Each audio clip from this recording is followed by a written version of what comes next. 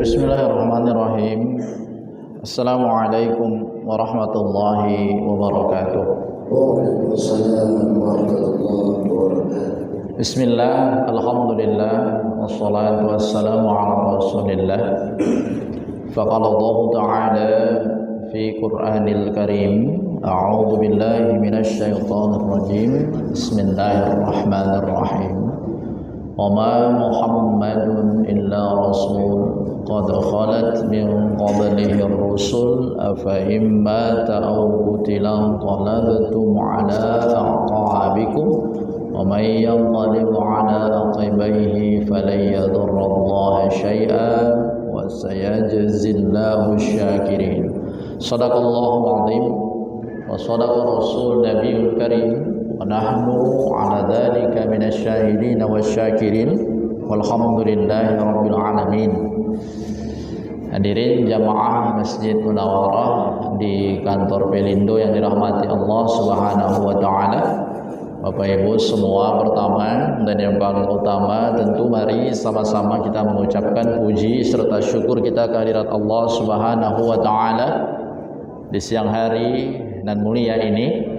Allah masih beri kita kesempatan, nikmat iman, nikmat Islam, kesehatan di tengah-tengah cuaca yang tidak menentu, di tengah-tengah yang tiba-tiba panas langsung hujan. Kita masih diberi Allah kesehatan untuk melaksanakan ibadah salat zuhur tadi dan setelahnya mendengarkan kajian. Bapak Ibu semua, kita itu sebentar lagi masuk ke tanggal 12 Rabiul Awal. Kalau di kalender Masehi itu jatuh di tanggal insyaallah 16 atau 15 September yang akan datang. 12 Rabiul Awal itu diperingati sebagai hari kelahiran Nabi. Jadi belakangan ini banyak lagi timbul pertanyaan-pertanyaan begini Bapak Ibu. Maulid Nabi itu sebenarnya boleh atau enggak gitu. Itu kan pertanyaan basic yang sejak dulu sudah kita dengar itu. Jadi menjawabnya itu pertama dengan lughah dulu Bapak Ibu. Lughahnya begini, dari bahasa dulu. Maulid, syukran Ustaz. Maulid atau ada yang bilang maulud. Maulid itu artinya hari lahirnya Nabi. Jadi kalau orang bertanya apa hukum maulid Nabi, apa hukum hari lahir Nabi, kan nggak nyambung. Sama macam kita bertanya begini, Ustaz apa hukum hari lahir saya katanya. Kan nggak mungkin ada pertanyaan di situ. Jadi pertanyaannya salah. Terus secara lughah itu begitu. Atau ada yang bilang begini, Ustaz, maulud Nabi kata dia. Maulud itu orang yang dilahirkan. Jadi kalau maulud Nabi, orang yang dilahirkan itu adalah Nabi gitu. Siapa yang dilahirkan? Nabi, maulud dia. Jadi kalau ditanya, Ustaz, apa hukum saya lahir gitu. Ya itu pertanyaannya salah. Dan Bapak Ibu semua itu dasar awal. Jadi menjawabnya itu lughah saja. Sebenarnya dari penjelasan itu kalau orang bertanya kita udah bisa jawab. Jadi kau percaya dengan kau lakukan maulid Nabi gitu. Gimana kita menjawabnya itu? Karena memang maulid itu adalah hari lahirnya Nabi. Jadi Ustaz kalau memperingati hari lahirnya Nabi ditambah depannya ain, aid. Makanya li'aidil fitri. Kan begitu. Jadi kalau misalnya li'aidil mauludun Nabi, nah itu baru memperingati hari Nabi. Tapi kalau pertanyaannya apa hukum maulid Nabi, putus sampai di situ karena pertanyaannya nggak tepat. Ya, pertanyaannya nggak tepat. Sebab secara lughah sudah salah. Nah, orang akan bilang begini, kenapa kita harus memperingati maulid Nabi kata dia. Loh, jawaban kita sebenarnya begini Bapak Ibu. Kita bukan memperingati maulid Nabi, tapi dari hari lahirnya Nabi kita mengambil ibrah pelajaran untuk mengingatkan kita semua hidup setidaknya mirip-mirip dengan Nabi. Begitu ya dia. Jadi kalau misalnya ada orang yang maulid Nabi lalu dia mengerjakan perbuatan-perbuatan yang tidak dituliskan di dalam nas, tidak diajarkan oleh Nabi, tidak diajarkan oleh ulama-ulama, menggunakan bahasa-bahasa yang bahkan kita sendiri nggak tahu apa itu artinya, nah itu bahaya. Itu bahaya di situ. Baik, Bapak Ibu semua, itu dasar awalnya. Lalu yang kedua begini, kita diminta untuk bisa hidup setidaknya mendekat-dekatilah sifat Nabi, jangan jauh-jauh lah. Maka kalau maulid Nabi biasanya kita lakukan, kita di masyarakat itu buat untuk memperingati, mengambil ibrahnya. Surah yang dibaca itu Ali Imran 144 dan Al-Ahzab ayat 21. Itu ayat yang kori-kori itu udah di luar kepala, itu saking tiap tahunnya dibawa, jadi mereka sudah hafal. Tapi kita nggak mau bahas itunya, kita breakdown satu persatu begini Bapak Ibu. Oma Muhammadun illa rasul qad khalat min qablihi rusul. Titik sampai situ sebentar, karena itu belum akhir ayat, itu masih di tengah-tengah.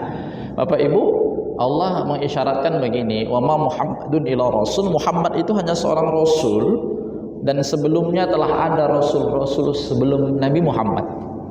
Jadi Nabi Muhammad itu adalah rasul yang terakhir, sebelum Nabi ada yang lain. Jadi dia bukan yang pertama tapi yang terakhir. Afa imma ta'u qutilan qalabtum ala aqabikum, kata Allah, kalau nanti Nabi Muhammad itu wafat, karena memang dia adalah seorang manusia yang biasa juga bisa wafat, engkau akan kembali ke belakang. Kalau misalnya Nabi wafat, kita balik enggak gitu? Kita balik murtad enggak? Kita balik misalnya enggak percaya dengan Islam enggak gitu? Itu pertanyaan. Lalu dilanjutkan dengan wa may yanqalib ala aqibaihi falan yadurrallaha syai'a. Kata Allah, kalau kalian balik ke belakang, kalian tak mau lagi ikut syariat Islam, tidak ada ruginya untukku. Begitulah bahasanya. Tidak ada ruginya untuk Allah, ya kan? Lalu wasaya jazillahu syakirin, Allah akan memberi balasan kepada orang-orang yang bersyukur. Bapak Ibu, itu awalnya. Jadi kita diingatkan bahwa Nabi itu adalah manusia biasa yang diangkat Allah menjadi Rasul. Nabi juga wafat. Risalah-risalah yang dibawa Nabi sebagai petunjuk bagi kita. Maka kita melompat ke Al-Ahzab ayat 21 itu, laqad kana lakum fi rasulillahi uswatun hasanah. Gitu. Jadi memang Nabi itu uswatun hasanah sebagai contoh bagi kita. Kenapa namanya Muhammad? Kalau dulu Nabi Isa dalam riwayatnya memanggilnya dengan Ahmad. Ada yang Mahmud, ada Muhammad, ada Ahmad, berbeda-beda begitu ya. Itu sifatnya. Jadi kalau bedanya begini Bapak Ibu, Mahmud itu saya gambarkan begini ya, sederhananya. Rajin kali dia sholat ke masjid, tapi sayang dia masih kasar dalam berbicara. Itu namanya Mahmud. Jadi ada satu yang yang istimewa, ada tapi yang lainnya belum sempurna. Jadi dalam sifatnya itu hanya beberapa yang istimewa gitu. Dia suka memberi orang lain, tapi dia kurang suka misalnya membaca Al-Quran. Itu namanya masih Mahmud. Kalau misalnya begini, Bapak Ibu semua punya beberapa perbuatan baik yang konsisten. Dia istiqomah sholat tahajud, sholat 5 waktu di masjid, tapi dia kurang suka sedekah. Itu namanya Hamid. Nah, berbeda lagi. Kalau perempuan disebut dengan Hamidah. Oke, itu sebutannya. Makanya kalau ada nama orang yang Hamid, Hamidah, bilang samanya bahwa kamu itu adalah orang yang dekat dengan Allah. Kan begitu, itu bahasanya. Lalu Ahmad itu sifatnya luar biasa. Ada satu riwayat yang dikatakan Nabi Isa begini, aku itu bukan Nabi yang terakhir, aku kasih kabar kepada kalian satu kabar baik. Nabi setelah aku itu sifatnya luar biasa. Jadi Nabi Isa itu gunakan dengan kalimat Ahmad. Ahmad itu sifat yang hampir mendekati, bukan sempurna ya, sangat dekat dengan Allah. Segala hal yang dilakukannya itu detail dan sangat teliti agar tidak menyakiti satu makhluk pun termasuk hewan. Jadi Nabi Isa itu kan begitu lembutnya Nabi Isa. Ada satu riwayat kisah yang menceritakan begini. Ketika Nabi Isa berjalan, ada melewati sungai, di sungai itu ada bangkai hewan yang lewat. Bangkai hewan itu hewan yang sudah mati. Bangkai hewan, lalu sahabat-sahabat yang lain, murid-murid Nabi Isa bilang begini, ya Nabi, bahwa ini hewan ini bau sekali, bangkai ini bau sekali gitu. Tapi Nabi Isa katakan bukan begitu. Masya Allah, bangkai ini atau hewan ini giginya putih sekali, bersih sekali katanya. Lalu dia katakan bahwa manusia itu suka menyampaikan isi hatinya gitu ya, tanpa memperkirakan bahwa itu makhluk sama dengan ciptaan Tuhan gitu, sama dengan kita, sama-sama ciptaan Allah. Tapi kata Nabi Isa, bahkan nanti penerusku itu akan jauh lebih lembut dari ini. Bagaimana Nabi mengajarkan kita untuk menyembelih hewan, ditajamkan pisaunya, saking tajamnya itu tidak boleh berulang kali. Jadi kalau berkurban itu tidak ada kita yang suka memotongnya sampai begini-begini, itu macam menggergaji, itu nggak boleh.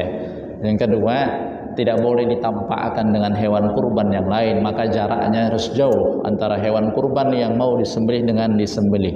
Hampir-hampir jangan sampai terdengar suaranya. Ini kadang-kadang awak main-mainkan dia kan, nah, kau mau dipotong kau ini, mau dipotong kau ini, kan kita begitu kita. Tidak, nggak boleh. Itu adabnya, itu hebatnya Nabi. Tajamkan pisaunya, cari bagian mana urat di dalam lehernya yang paling besar. Ketika dia diputuskan, darahnya cepat keluar banyak dan dia cepat dan meninggal. Itu hebatnya Nabi, lembutnya. Bahkan untuk menyembelih hewan pun Nabi sunnah untuk mempertajam betul itu pisau. Jadi kalau ada tukang jagal yang dia berulang kali memotongnya gitu, itu berbahaya juga, itu kasihan hewannya, bisa tersakiti. Sekali aja dia selesai. Itu baru hebat. Jadi Bapak Ibu semua, itu sifat-sifat Nabi yang lembut yang perlu diikuti. Tapi ada satu hal yang sebenarnya bukan kabar buruk ya. Ada satu hal yang mau disampaikan, kabar ini yang harus Bapak Ibu siapkan mental kita lah begitu. Karena Ali Imran 144 itu diteruskan Allah dengan Ali Imran 145 dengan kalimat wa ma kana li nafsin an tamuta illa biiznillahi kitaban muajjalah. Ayatnya begini, dari setiap yang bernyawa tidak akan mati kecuali dengan izin Allah. Tahu maksudnya begini Bapak Ibu, dalam perjalanan sirah nabawiyah, Nabi itu perjalanannya disebut dengan dakwah. Da'a ya da'u da'watan, itu asal katanya. Dari dalam dalam perjalanan sirah nabawiyah Nabi disebut dengan dakwah, ada satu hal yang harus kita ingat adalah Nabi harus siap kapanpun dimanapun dengan ujian dari Allah, bahkan sampai ujian itu merenggut nyawa, misalnya begitu. Itu Bapak Ibu, itu menandakan bahwa ini sakit, susah ini, nggak gampang. Makanya Allah kasih kaidahnya begitu, ini nggak gampang nih, susah. Wa makana li nafsin an tamuta illa biiznillahi kitaban muajjal. Dalam perjalanan yang akan kau lalui, jika tiba-tiba engkau menghadapi satu cobaan yang dari cobaan itu engkau dipanggil menuju denganku, engkau harus siap. Kadang-kadang kita kan tak siap untuk mati, sulit kita menerimanya. Bahkan jika kita memikirkannya kita payah. Makanya ada satu orang yang saya kenal, Ustadz, dia ketika memulai sholat dia bilang begini, Bapak Ibu semua, mari kita dirikan sholat, rapatkan safnya, luruskan safnya, lihat kiri dan kanannya. Lalu disampaikan begini, Bapak Ibu, anggaplah ini adalah sholat terakhir kita. Wah, itu luar biasa. Ketika itu diucapkan, tidak ada satu suara pun dan tidak ada senyuman yang keluar dari bibir jamaah. Karena kita diingatkan bahwa anggap ini sholat terakhir kita. Itu kan luar biasa. Kita mau menghadap Allah, kita mau berdoa pada Allah, kita disuruh untuk, jika ini sholat terakhirmu, bagaimana yang kau lakukan? Sudah diterima belum sholat kita? Nabi itu sudah dipastikan surganya, tapi sholatnya luar biasa, zikirnya luar biasa, sedekahnya luar biasa. Bagaimana kita bisa menirunya? Setidak-tidaknya jadi mahmud sajalah. Maksudnya ada satu hal yang Bapak Ibu semua konsisten untuk lakukan walaupun ada yang belum sempurna begitu. Apa itu Ustaz? Silahkan, apa saja, asalkan dia berbentuk amal soleh. berbentuk amal soleh. Amal itu artinya perbuatan, soleh itu yang baik. Asal bentuknya amal soleh, silahkan apa yang mau dilakukan. Tapi Bapak Ibu, jika amal salah yang dilakukan, ya tidaklah pula harus dikonsistenkan. Maka Allah bilang begini, fa'alhamaha fujuraha wa taqwaha. Jadi manusia itu diberikan Allah kesempatan untuk salah, boleh, silakan. Ada kesempatan kita untuk salah, bukan berarti harus menyalah-nyalahkan terus. Tapi dari salah itu Allah kasih satu kaidah pada kita, apa namanya? Taubat namanya. Jadi kalau kita berbuat salah, dipersilahkan. Dengan salah itu tidak membuat kita hina, tapi Allah kasih satu kesempatan bagi manusia namanya taubat. Taubat itu yang perlu dilakukan ketika kita melakukan kesalahan. Baik, setelah itu Bapak Ibu, wa may yuridu sawabat dunya nu'tihi minha. Di balik kesusahan yang akan dihadapi oleh manusia jika dia berjalan di jalan kebaikan, Allah siapkan balasan yang luar biasa. Wa may yuridu sawabat dunya nu'tihi minha. Kalau kau minta pahala dunia padaku, kata Allah, minha, aku kasih. Itu luar biasa. Makanya jangan pernah, kadang-kadang ada orang yang begini Bapak Ibu, dia suka dihormati. Ini contoh yang sederhana saja ya, karena kemarin kami di kampus melakukan PBAK, pengenalan budaya akademik kampus. Jadi ada yang menarik begini Bapak Ibu, anak-anak baru mahasiswanya kan nggak tahu dia ya, siapa dosennya, siapa pimpinan kampus, siapa, dia nggak tahu gitu. Jadi kalau dia lewat ya lewat saja begitu. Nah lewat saja nggak ada begitu. Jadi ada teman yang bilang begini, sombong kali kalian, ini seniormu ini di kampus, setidaknya sapalah gitu. Sapa dulu seniormu nih, jangan lewat-lewat aja. Begitulah bahasa dia. Lalu saya bilang, yang salah itu bukan mahasiswanya, yang salah itu kita. Kenapa marah?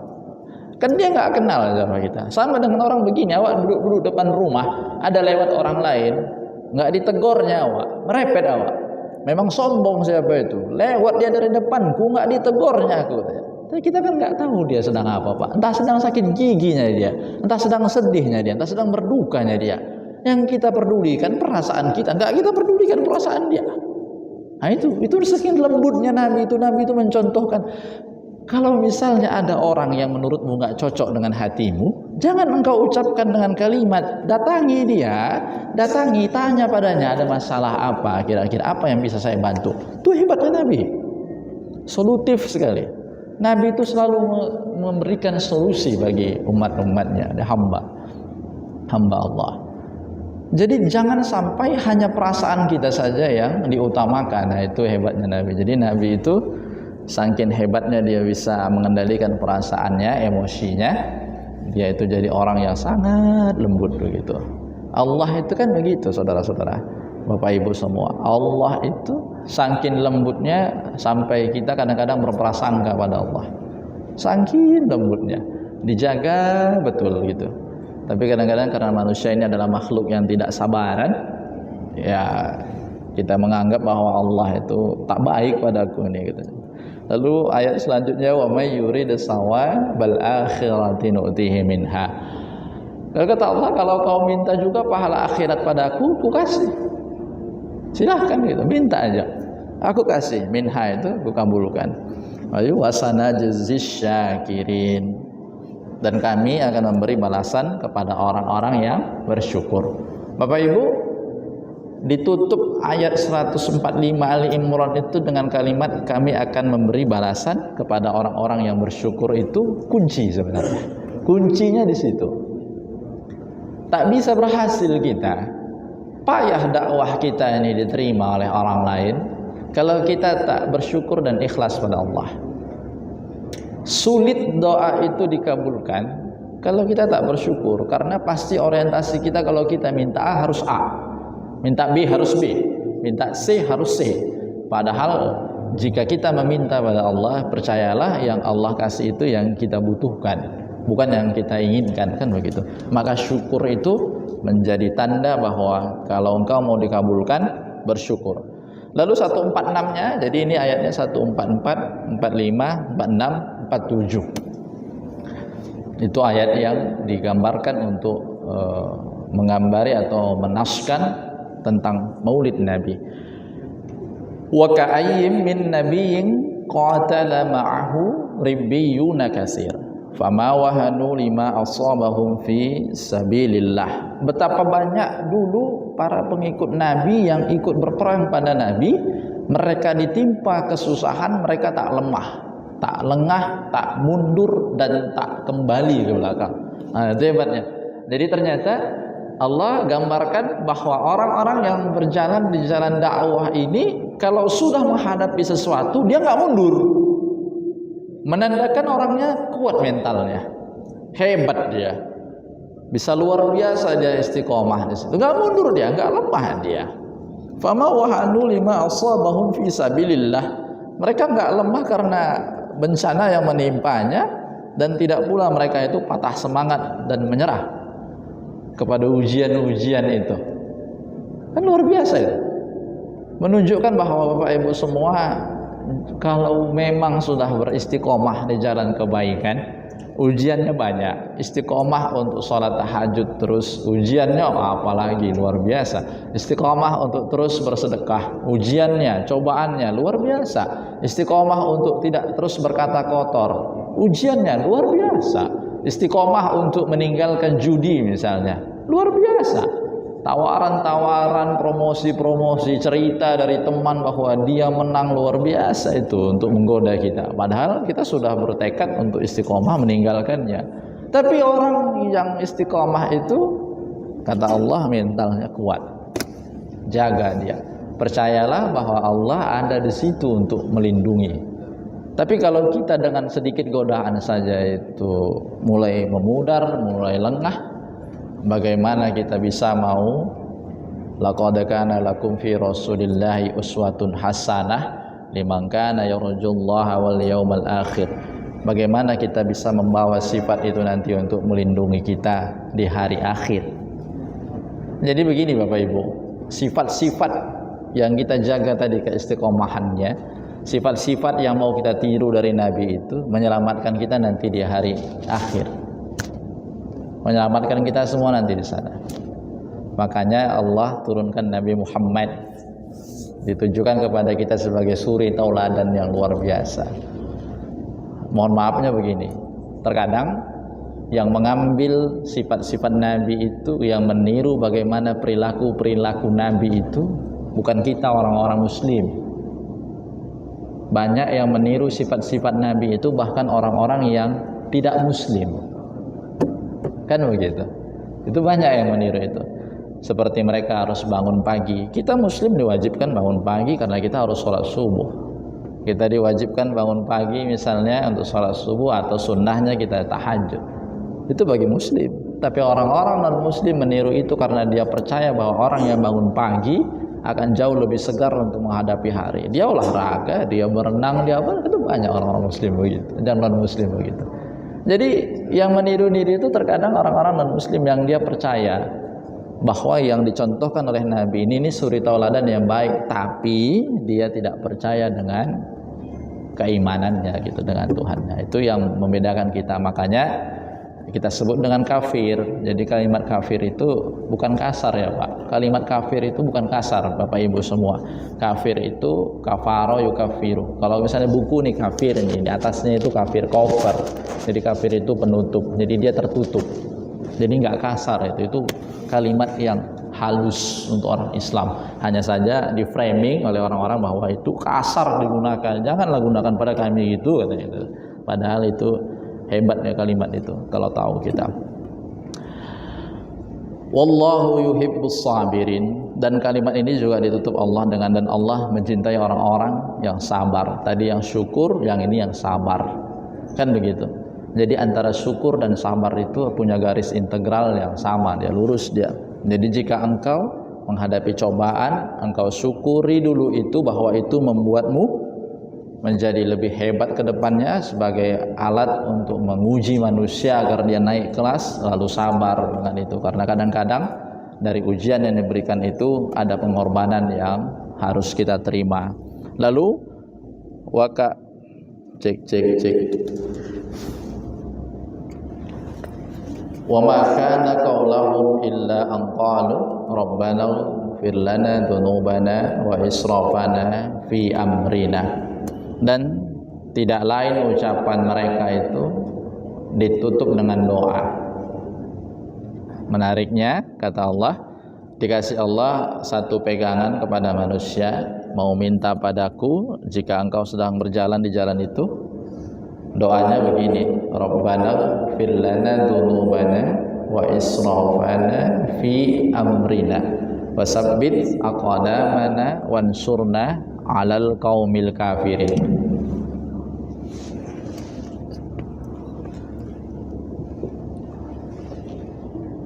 Ya Allah, ya Tuhan kami, ampunilah dosa-dosa kami dan tindakan-tindakan kami yang berlebih-lebihan. Jadi Allah mengajarkan kepada kita, kalau kita baca tafsir Bapak Ibu, tapi boleh tak ini disampaikan begini ya. Ayat ini sebenarnya punya satu makna tersirat yang banyak orang nggak tahu kalau dia tak buka tafsir lebih dalam. Allah itu kasih tahu begini, doa yang kuajarkan adalah doa padaku agar engkau minta supaya jangan jadi orang yang berlebih-lebihan. Ini ya Bapak Ibu ya. Ada satu kemungkinan jika orang berjalan di jalan yang benar istiqomah ini, Allah akan beri kecenderungan harta yang lebih padanya. Menarik kan? Allah akan beri kecenderungan harta yang lebih padanya. Makanya Allah ajarkan doanya supaya engkau jangan jadi orang yang berlebih-lebihan, minta padaku. Karena jika orang, jadi gini, kaidahnya itu jika Allah sudah ajarkan sesuatu kepada manusia secara langsung supaya minta padanya agar tidak jadi orang yang berlebihan, ada kecenderungan itu akan terjadi padanya. Makanya perhatikan, orang-orang yang istiqomah di jalan kebaikan itu, insya Allah hartanya diberi Allah agak lebih sedikit. Tapi dari situ minta pada Allah jangan jadi orang yang berlebih-lebihan, karena bisa jadi dari harta yang lebih itu dia jadi gelap mata. Bapak Ibu percayalah, bukan pekerjaan Bapak Ibu yang menghasilkan rezeki, tapi sikap Bapak Ibu dan ridha Allah serta amal soleh yang Bapak Ibu lakukan yang menurunkan rezeki itu. Sehingga ada orang yang punya penghasilan sama-sama 5 juta satu bulan, yang satu rumahnya tingkat 8, yang satu rumahnya belum sewa pun, masih sewa pun, tapi sama-sama 5 juta penghasilannya sebulan. Apa yang membedakannya? Ridha Allah, amal soleh yang dia lakukan, sehingga rezeki yang diberi Allah walaupun sama, tapi yang satu rezekinya sama, pemasukannya sama, tapi pengeluarannya berbeda. Yang satu dia punya pengeluaran satu bulan hanya 1 juta, yang satu dia punya pengeluaran satu bulan bisa 6,5 juta gitu, minus dia. Jadi dia tak sempat untuk menabung membeli rumah, yang satu dengan uangnya itu dia bisa sempat nabung untuk beli rumah. Tapi Bapak Ibu semua itu yang hebatnya, berkah Allah di situ. Makanya ini memang bahasa yang luar biasa ya, maksudnya kalau Bapak Ibu mau cepat untuk bisa naik penghasilannya, hartanya, lakukan perbuatan baik secara istiqomah. Itu bahasanya begitu. Lakukan perbuatan baik yang istiqomah. Jadi Allah akan kasih satu ciri-ciri pada kita bahwa sudah begitu tolong minta padaku agar engkau tak jadi orang yang berlebihan. Jadi tidak ada ruginya Bapak Ibu semua berjalan di jalan dakwah. Jadi Ustadz, kita harus berdakwah, harus ceramah-ceramah di masjid, harus kita ikut buat konten-konten di YouTube supaya orang lain melihat kita begitu. Enggak begitu. Jadi dakwah itu tak sesederhana itu ya. Dakwah itu dia punya banyak cabang-cabangnya, dan manusia itu paling gampang itu melakukan dakwah bilhal, namanya dakwah dengan perbuatan. Lakukan perbuatan-perbuatan baik yang tidak mesti Bapak Ibu tahu apa itu dalilnya. Terkadang kita apa dalilnya, rupanya ada ucapan-ucapan yang seperti itu, tak perlu menyingkirkan batu di jalan dilihat oleh orang lain, itu dakwah. Apa dalilnya? Nggak usah perlu tahu apa dalilnya, singkirkan saja batu itu. Alasannya apa? Supaya orang lain jangan jatuh gitu, dilihat oleh orang lain, ditiru, jadi dakwah. Kan begitu. Ada tanaman buah di depan rumah, berbuah dia, dimakan oleh burung, dimakan oleh hewan. Kita biarkan saja, nggak apa-apa. Tidak kita bungkus itu. Kadang-kadang ada orang yang mau membungkus dia buah-buahannya di depan rumahnya agar tak dimakan oleh hewan. Tapi dengan tidak kita bungkus, dimakan oleh hewan, dilihat oleh orang lain, dibilang kenapa ibu biarkan mangga yang manis itu, harum manis itu nggak dibungkus? Iya, biar hewan-hewan bisa makan, supaya rezekinya terbagi. Hebat, itu dakwah, bagian dari dakwah. Dan kalau sudah itu berhasil kita tanamkan dalam diri, insya Allah Bapak Ibu semua, apa yang terjadi, lihat ya tadi kaidahnya, Allah akan tambahkan sedikit-sedikit harta itu, sampai pada akhirnya kita harus berdoa pada Allah, ya Allah tolong jadikan aku agar tidak jadi orang yang berlebih-lebihan. Begitu Bapak Ibu semua. Ini pengantar saja karena memang maulidnya belum kita lakukan, belum sampai, karena insya Allah di tanggal 15 atau tanggal 16 gitu, saya kurang pasti di tanggalnya. Ini hanya pengantar saja supaya Bapak Ibu semua kita bisa memahami bahwa maulid itu bukan satu hal yang dilarang. Silahkan saja, tapi untuk mengambil ibrahnya, untuk mengambil pelajarannya, bahwa maulid itu diperbolehkan karena kita dituntut untuk bisa mengikut seperti Nabi. Kita dituntut supaya bisa setidaknya mirip-mirip lah begitu. Kalau tadi yang saya katakan jadi Mahmud lah atau tidak jadi Hamid lah, ada satu yang istiqomah dilakukan, walaupun ada hal-hal lain yang belum baik atau belum istiqomah itu masih ada, tapi setidaknya ada beberapa yang Bapak Ibu semua jaga dia supaya tetap kita punya kedekatan dengan Allah Subhanahu wa taala. Begitu Bapak Ibu, ini hanya pengantar saja dari kajian kita hari ini. Mudah-mudahan nanti di tanggal berapa nanti, di tanggal tepat maulidnya ada ustadz yang akan menyampaikan secara penuh tentang kaidah-kaidah atau hal-hal yang dilakukan atau sifat-sifat Nabi yang ditiru ketika peringatan Maulid Nabi Muhammad SAW. Dipersilakan Bapak Ibu jika ada pertanyaan. Ya, kami persilakan kepada Bapak Ibu bagian pertama seputar kajian kita hari ini tentang Maulid Nabi Muhammad SAW. Kami persilakan.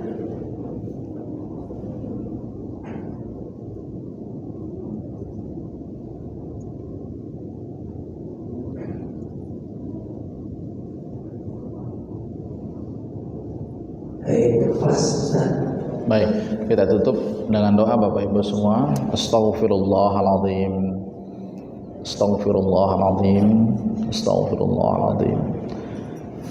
Na'udzu billahi minasyaitonir rajim. Bismillahirrahmanirrahim. Alhamdulillahi rabbil alamin, wassalatu wassalamu ala asyrafil anbiya'i wal mursalin wa ala alihi wa sahbihi ajma'in. Allahumma ansuril ikhwanal muslimina wal mujahidina fi Palestin. Allahumma ansuril ikhwanal muslimina wal mujahidina fi Palestin. Allahumma ansuril ikhwanal muslimina wal mujahidina fi Palestin. Allahumma la sahla illa ma ja'altahu sahla wa anta taj'al huzna idza syi'ta sahla. Sahil lana ya Allah, sahil lana umurana fid din wad dunya wal akhirah. Rabbana atina fid dunya hasanah wa fil akhirati hasanah wa qina adzaban nar. Walhamdulillahi rabbil alamin. Assalamualaikum warahmatullahi wabarakatuh. Waalaikumsalam warahmatullahi wabarakatuh.